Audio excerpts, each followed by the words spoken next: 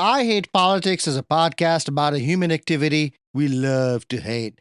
I'm Sunil Dasgupta. This year, for the first time ever, or at least in decades, the Maryland state government, led by Governor Westmore, decided to step into the housing affordability problem with three bills. One to allow more building construction to move forward, sometimes over the wishes of local communities and leaders. A second, to bring new funding for affordable housing. And a third, to support renters. The bill to allow more affordable housing to be built over the objections of local communities, preemption, was the most controversial. Even within the legislature, opposition to the bill led its floor managers to strip the provision to override local adequate public facilities ordinances, the rules that prohibit more building when schools and streets are overcrowded. And on cue, within weeks of the governor signing the law, Baltimore County Council passed a new Adequate Public Facilities Ordinance APFO, preventing new housing development in areas with overcrowded schools. Although County Executive Johnny Alesky has vetoed the measure, County Council President Izzy Pataka is hopeful of a council veto override. This raises a question I've been tracking for some time. What should the state really do on housing?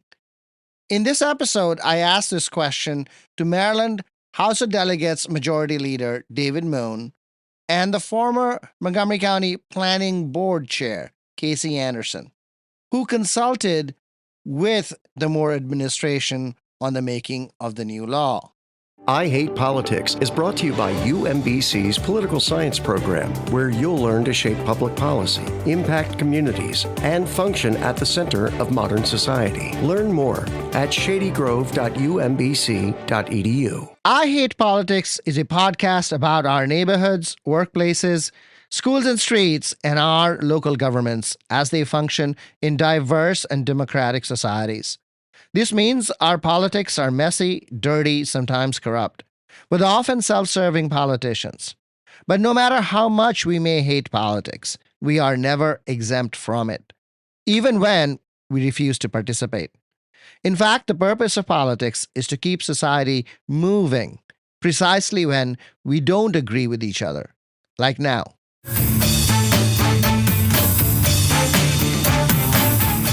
Music for this episode comes from Silver Spring rock and roll musician and writer Jon Brayton, who performs under the band name Myster Treefrog. These songs are from his latest album, Poke.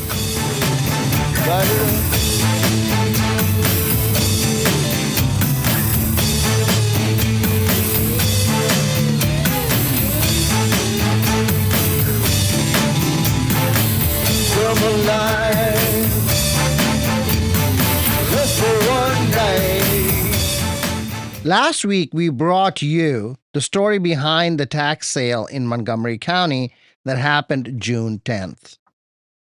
Hi, Sunil. This is Mike Covey from Montgomery County Department of Finance. It was great talking to you last Friday about tax sale. I did have a clarification, however. You said in your conclusion that mortgage companies bid on the tax liens at tax sale. I just wanted to clarify that sometimes mortgage companies actually pay the lien off on behalf of their own customers so that the liens do not actually go to tax sale and they are not sold at tax sale, but they are redeemed on behalf of the owner by the mortgage companies. It doesn't happen frequently, but it does happen. I am not aware of any mortgage companies that actually bid on tax liens at tax sale, and I just wanted to make that clarification. Again, thank you for talking to me. I appreciated it, and take care. Thanks. We love to hear from you when you like what we do on the show and when you think we have been remiss.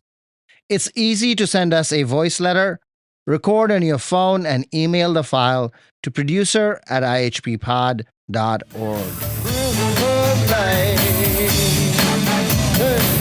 From a life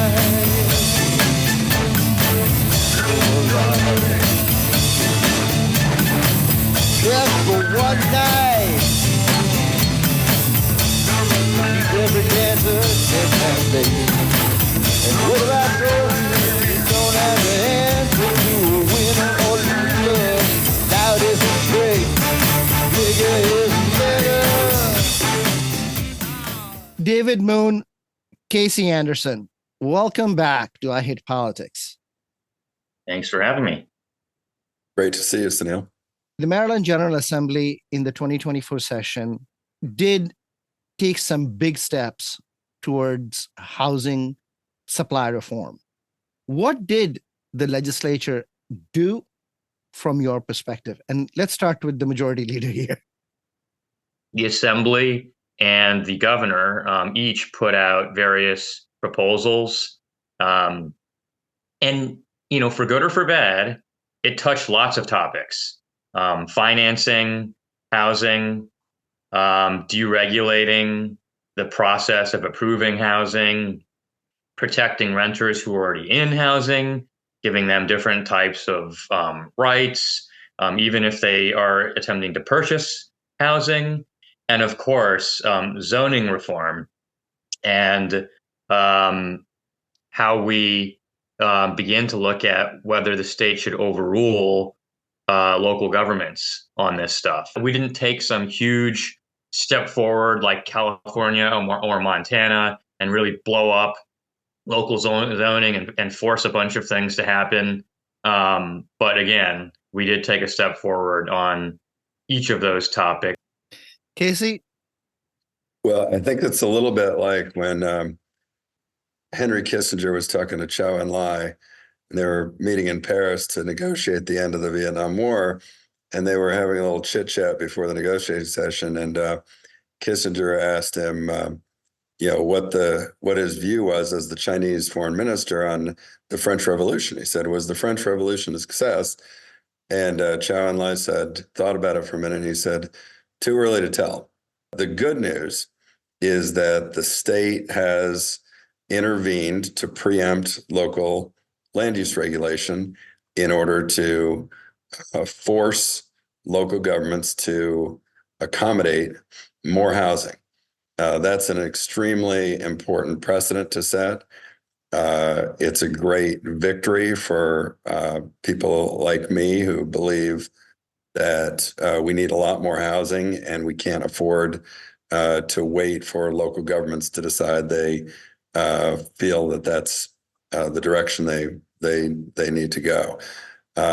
However, the problem is the preemption that was adopted as part of the governor's housing package is so narrow in its geographic scope and also the types of projects that it requires local governments to allow. It's basically just the area immediately around transit stations like Metro Rail, MARC, Future Purple Line. The governor said we're behind by 96,000 housing units. We're undersupplied. So in addition to the housing that we're going to produce at current rates, we need to tack on another 96,000. So that'd be about 10,000 a year for the next decade. We're not going to get anywhere near that number of units from the legislation that was passed this year. Politics is obviously contingent. So, David, what is future housing action contingent on given the current forces in the assembly and around the state? When I stick my head outside of Maryland and discover that Montgomery County is seen as a national leader on affordable housing financing and inclusionary zoning, which is to say forcing housing construction that includes a mix of incomes. I started the top of this conversation by pointing to California and Montana, two states where they've really taken drastic measures to overrule local zoning and to force forward much more aggressively housing production. And so, why do things get trimmed back in Maryland? Well, when the governor's housing zoning bill in particular, he had multiple housing bills, but the zoning bill, the one that actually was attempting to undo local zoning, but only within proximity to transit or old state-owned properties or federal properties. Those are places where, the logic is a bit more unassailable, as, the state's got billions of investment in these rail stations. We've said this is transit-oriented development and where the housing should pose the good place for it to go, as some people like to think. And yet, this zoning bill that Casey Anderson thinks is fairly modest, you would have thought it was a really huge, big deal bill as it was moving through the assembly. And so it's important to remember that Maryland, though it has urban areas and cities, the legislative makeup is a district-based makeup. And so it's a very suburban legislature, both Republicans and Democrats. So along the way, a amendment was put into that bill, for example, that said you had to respect local adequate public facilities ordinances. The politics of these bills are always very interesting. In Montgomery County, again, I say it's an interesting thing to watch. We actually very deliberately tried to test the waters on zoning preemption, right? The state overruling local zoning, and we did it with a bill on overruling Montgomery County's parking requirement near transit, right? Same concept here, preempting local government near transit, which all of us thinks is an unassailable position for the state to take, given how much money we put into it. Modest bill, just overruled parking requirements. The county, Montgomery County, which was already doing this in practice through waivers and what have you, not requiring people to build excessive parking near transit. All branches of the county government opposed this bill. Park and planning, the executive. I don't know if the council ever took a formal position, but none of the locals were pleased. Nancy Florine was sort of upset with me on Facebook about this, and she's one of the leaders of the pro-development movement in Montgomery County, right? So the locals don't like being overruled, even if it might give them cover or facilitate things. Casey, can you go back and think about what the assembly did not deliberately do? First, they amended the governor's housing preemption bill to exempt land that's currently zoned for single-family homes. So if you have land that's right next to a metro station that's zoned single-family, local government's not required to allow anyone to build anything other than single-family homes there, which is, not a very efficient use of land. A couple of things they could have done and chose not to do, and these are sort of my pet rocks. One is adopting statewide housing targets, at least for the largest jurisdictions. I had been talking to Von Stewart and others, and I think this is still a live option with Jake Day's folks. They are receptive to the idea that the state should negotiate with local governments over what's a reasonable number of housing units they should be expecting to see built, and at least for now, leave aside the question of what carrots or sticks could be applied with that. So, in the extreme case, like in California, they have a statutory builder's remedy. So the state will set housing targets for each jurisdiction. And if they're not met, developers can basically build whatever they want. So that's one end of the spectrum. You could envision a very light touch enforcement mechanisms for housing targets. You could create incentives, which is basically what the O'Malley administration tried to do several years ago with the smart growth statutes that they passed in the last part of that decade, around 2008, 2009. There were bills that were passed that established what are called priority funding areas. So those are areas that are negotiated with each jurisdiction that are designated as appropriate for growth. And areas outside the priority funding areas are not appropriate for growth. So the local governments are not supposed to be approving subdivisions on septic systems, for example, outside the priority funding areas. And in turn, the state had agreed we're going to prioritize state investment in things like roads and other public infrastructure inside the priority funding areas to create incentives for local governments to allow appropriate amounts of growth in the areas that have been identified as suitable as sort of smart growth targets. So you could have a whole variety of incentives or disincentives for local governments to allow for more housing in appropriate locations. But the first step would be to set a target so we can decide whether or not a particular local jurisdiction really needs to get some more focused attention from the state or from their own local elected and appointed officials to say, hey, what's wrong here if we're not producing anything like enough housing? The Metropolitan Washington Council of Governments, which includes all the jurisdictions around DC, both in Virginia and in Maryland, as well as the District of Columbia, set housing targets for this decade, which have not been met. For example, in Prince George's County, the COG housing targets would imply Prince George's County should be getting around, north of 4,000 to 5,000 units a year approved and built. They're currently getting about 2,200 residential building permits a year. My suggestion to the legislature would be to apply that concept to all the major jurisdictions in the state. What about the argument that is made by Montgomery County County Executive Mark Elrich that there are enough permits issued, but developers don't build? Is any of this addressing that part of the problem, or do targets, how meaningful would targets be if already permits are being issued but not built on? The benchmark has to be how many units are actually getting built. And the best measure of that we have that you can, that's publicly available information is how many residential building permits are pulled in a given year. Because when you pull a residential building permit, like in Montgomery County, you basically have a year to get a shovel in the ground. So that indicates people don't pull a building permit until they're ready to go. The development process is so lengthy and cumbersome that owners of real estate, people in the development business, have to submit applications and plans many years in advance of when they think they might be prepared to build something or when a project might make sense, because they need those long lead times just to get through the regulatory process.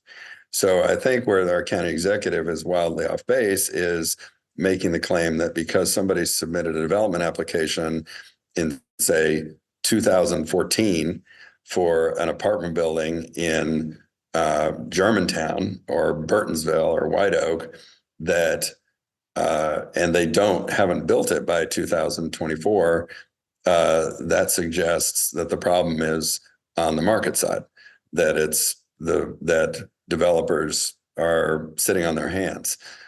What is it that will make this thing move? None of these seem to address this. Where we are right now, we have at least 100,000 short housing units in the state of various income levels. And so it's sort of irrelevant how much development is planned, approved in the pipeline in Montgomery County, and theoretical but never materializing.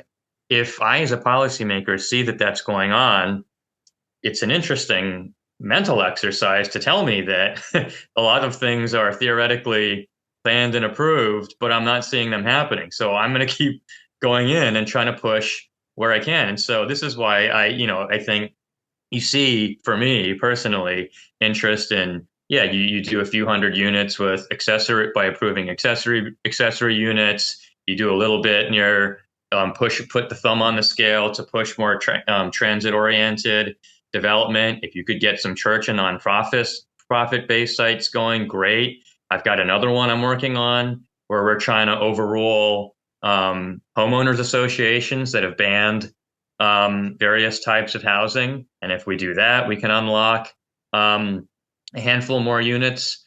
And meanwhile, all this is going on. We just put at the state level $6 million in to join $40 million that Montgomery County is putting in to get Viva White Oak going. That one's been on the books for 15 years, and the development company that's doing Baltimore Inner Harbor just went public as getting going to break ground on White Oak in 2025, next year. Now, that project is like over 4,000 units of housing on the books, right? So I don't know what to tell you, right? We've been waiting for that one for years. It's finally popping next year. And so 20 years ago, the David Moons and the Casey Andersons of the world were sitting around clearing the way for that one in the hopes that one day it would materialize. If you are going to take a fundamentally incremental approach to all of this, and the number of units you're short of keeps going up and up, I mean, you got to do something bigger, larger, more fundamental. And maybe it can be done, but what I'm asking for really is your understanding of what can be done. Sure, and I actually, and to be clear, I endorse Casey's concept that you need targets and some approach that brings the local governments along on this mission, maybe a little forcefully. But I guess, it's important to note that the numbers are small enough. We're talking thousands, right? Housing units in the thousands, that when a 4,000 unit project does come online, that's actually a large percentage, probably, of annual housing goals. And I keep pointing everyone in the direction of our neighbors in Washington, D.C., who have shown us you can meet your local tax revenue generation targets and population growth targets by building two neighborhoods, as DC did with New York Ave and the Southwest waterfront. And they stand in contrast to Northern Virginia and Montgomery County at the moment in terms of population growth. My answer, as it relates to what the state should do, is intended to sort of recognize the fact that the state doesn't want to and probably shouldn't be dictating the particulars of local land use regulation. The state's role should be to light a fire under the local governments, because the locals are not wrong when they say, hey, this is our job. So I think what the state needs to do is say, okay, it's your job, now do it. Or we're going to impose some sanction or force the issue. And also, I think, especially near transit, my proposal for the governor's bill was to say we should have some kind of minimum zoning threshold that's acceptable for areas near transit, just as a starting point. So instead of saying, well, you're exempt if you have a single family neighborhood, I think it would have been helpful for the General Assembly to say local governments can preserve some single family housing wherever they want, but they still have to zone for at least, say, 20 units an acre in the half mile around a transit stop. So if you want to exempt part of that land because you want to hold on to your single family zoning, or there's wetlands, or there's whatever else going on, that's fine. But you should have to bump up the allowable density on the remaining area so you can get a reasonable number of people who are able to live in close proximity to transit. But as far as the specifics are concerned, like what can actually be done at the local level, I think it's about understanding the economics of housing production. And the reason that housing is not getting built is because it is impossible to make money on a lot of the projects that have been approved. That is something I think a lot of people struggle to accept or get their mind around. They think real estate development is a license to print money. They do not understand the difficulty, complexity, and cost of building stuff. And part of that is because of regulation, but partly is because of the cost of materials and skilled labor and all the other things and land values. How would you address that specific problem? Well, I think that it starts with a recognition that it's not just about multifamily high-rise near a transit station. I think we've got widespread acceptance that building a lot of stuff on top of a metro station is a good idea. There's less recognition of the fact that it's not binary. It's not like there's transit-oriented development, which is good, and then there's everything else, which is sprawl. You have opportunities on major corridors in Montgomery County, for example, like Upper 355, Georgia Avenue, Route 29, where there is room to accommodate mid-rise wood frame construction. If you've been to College Park, you see what's gone on Route 1 over the last several years. You see a lot of these like mid-rise, 3 or 4 stories of apartments above retail all the way up and down the Route 1 corridor in the vicinity of University of Maryland. That's the kind of thing I'm talking about. Like, you're talking wood frame construction instead of concrete and steel, which drastically reduces the per unit cost of each unit. And you can still get a lot of density, not necessarily with structured parking. That's the other thing that costs a lot of money. It would be great if we could have everybody living in a high-rise building next to Metro and parking in the garage.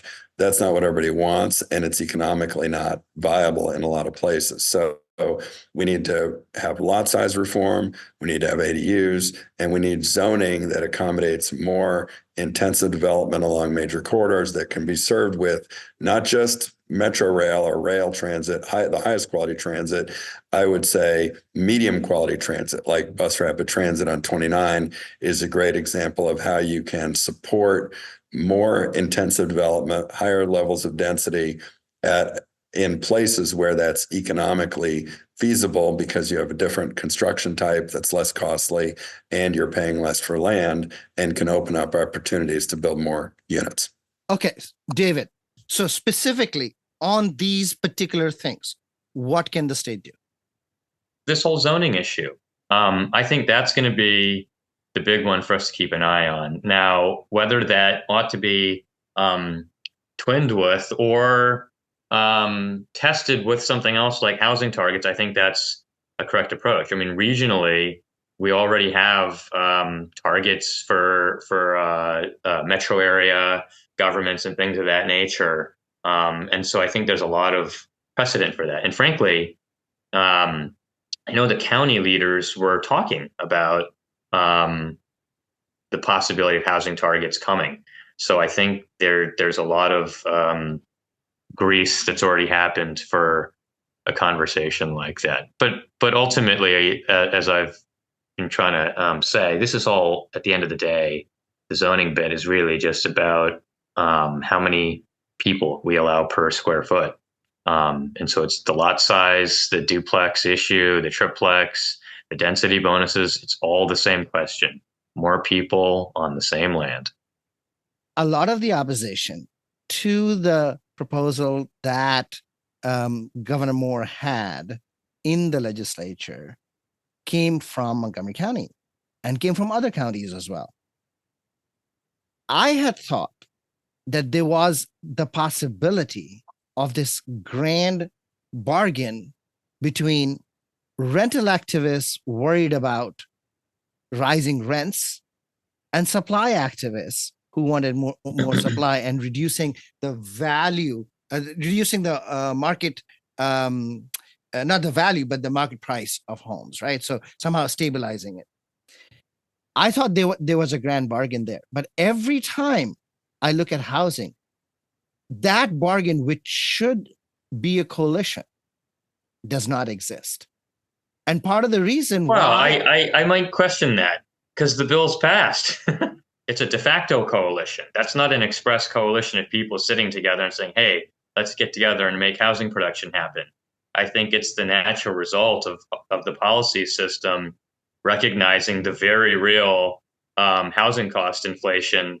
And right now, as I've said, we have a flat population, billions of dollars in deficits. And so we can either raise taxes or grow more market rate housing that attracts people who are net tax revenue generators. That's the sort of broader policy context here. Okay, you just won the Chamber of Commerce. So it's a de facto coalition that's, I think, presented this case. Whether de facto, is it strong enough? Will it be robust enough to move you and the governor and other members of the Montgomery County delegation, some of whom opposed, to make the zoning reform that is at the bottom of all this? Even though I'm not the politician, maybe that means I'm the one who has to say it, because the politician here probably shouldn't. But I think you've got a problem on the left with the ascendance of, a progressive wing that is reflexively suspicious of, if not hostile towards, profit-making enterprises. The idea of capitalism writ large, and tends to uh, reflexively believe, as I said, that real estate developers are fat and happy, and so the solution is just regulate them some more. And on the right, you have a lot of Republicans who aren't particularly interested in markets or deregulation when it comes to uh, dealing with their own people who don't want to see housing built in their backyard. So, where are the free market Republicans when you need them? I think there is an emerging cross-ideological, not so much cross-partisan, movement around YIMBYism. And you see it in places like Montana and California, where the facts on the ground have forced politicians from both parties to confront housing as just an issue that can't be avoided. Is Maryland going to get there sooner rather than later? I think what you saw this year is evidence that state legislators, who typically don't run for the state legislature because they're interested in land use regulation because it's more of a local issue. So understandably, they don't really want to tangle with it because it's difficult, complicated, and course some oxes back home. So they would rather not confront it if they could avoid it. And yet they recognize there's a housing crisis. And so I think you could interpret what happened in the General Assembly this year as saying, okay, I guess we really do have to do something about this. I'm not convinced that this is all just like a political courage test or something like that. And that's what's going on. People, afraid to have the state step into preemption. I think you have some very legitimate views from a range of elected officials on this about local zoning. Folks, by and large, as you note, did not run for this General Assembly to work on zoning issues. And so they have views on zoning as anyone else, from your community back home has on zoning. And so I think it's important to ground that housing policy reality that a lot of lawmakers are probably sort of looking at this as an ordinary community member. In many respects, the projects are fundamentally local. I'm fearful of the state getting stuck at the same place where Montgomery County is stuck, the national leader on pilot projects. Whether you take inclusive zoning, great idea, small output. Whether you take the Housing Opportunities Commission building, incredible model. But how many units? Not that many. That's the pilot project land. Being stuck there is kind of satisfying politically, but in reality, it doesn't help. Yeah, I think that the best case scenario is really not so much about the specific legislative proposals. It's about the recognition of what the problem is.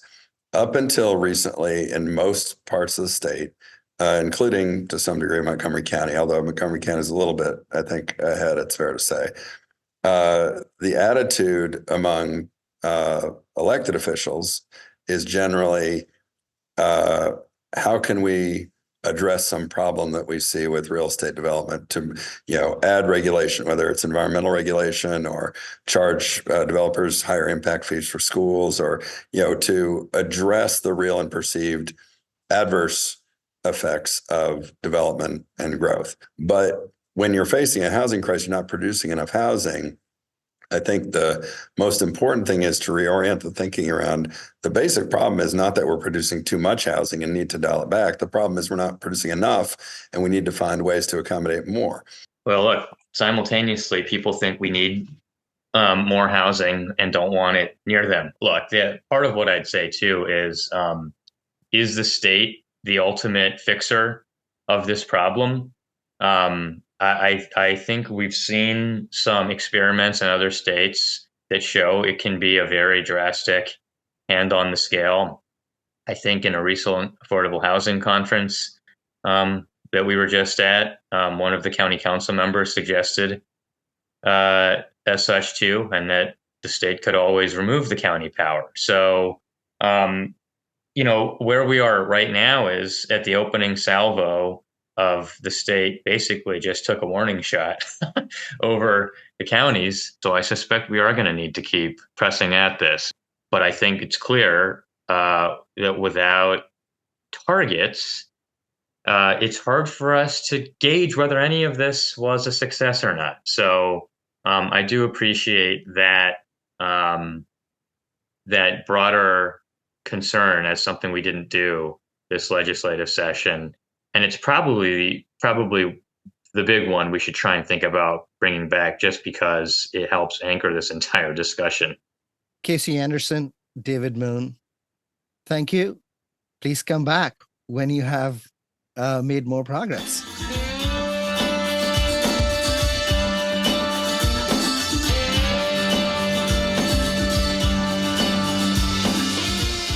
That's Maryland House of Delegates Majority Leader David Moon, who is also a representative from District 20 in Montgomery County, and Casey Anderson, the former chair of the Planning Board in Montgomery County, who advised the Moore administration in how to best build their 2024 bills. So, what lessons should we draw from my conversation with them? Let me start by saying that this is the 18th housing-specific episode we have done on I Hate Politics. There are many, many more where housing policy appeared in our news bulletins, reflecting perhaps the crescendo of belief that we are in a housing crisis. Let me also reiterate an overly obvious but often missed part of the conversation. Some places have high housing costs because more people want to live there. Generally, blue states in the U.S. are more expensive than red states because more people want to live in blue states. Democratic jurisdictions are also likely to have more regulations, and those increase costs and reduce supply. But worth keeping in mind that the housing supply problem, the crux of our conversation, is really half of the issue.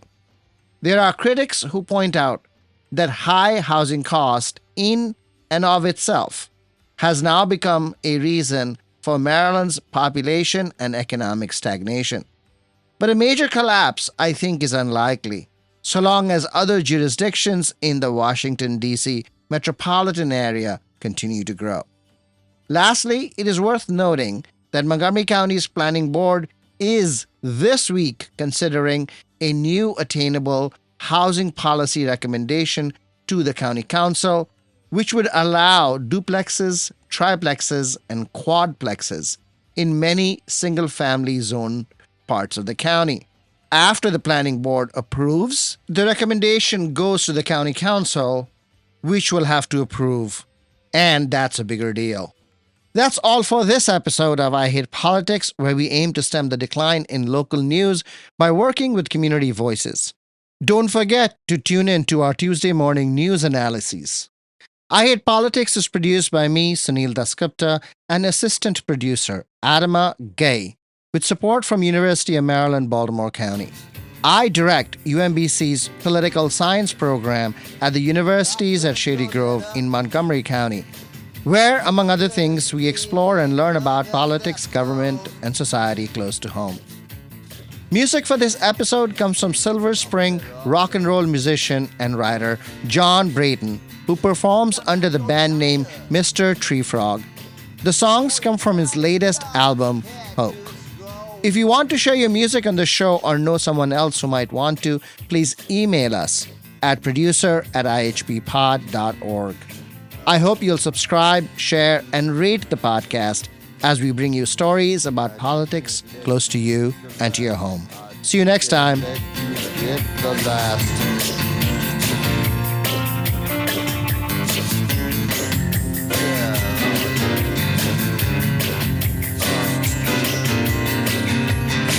Go drop that guy. Now take it straight, baby, your TV.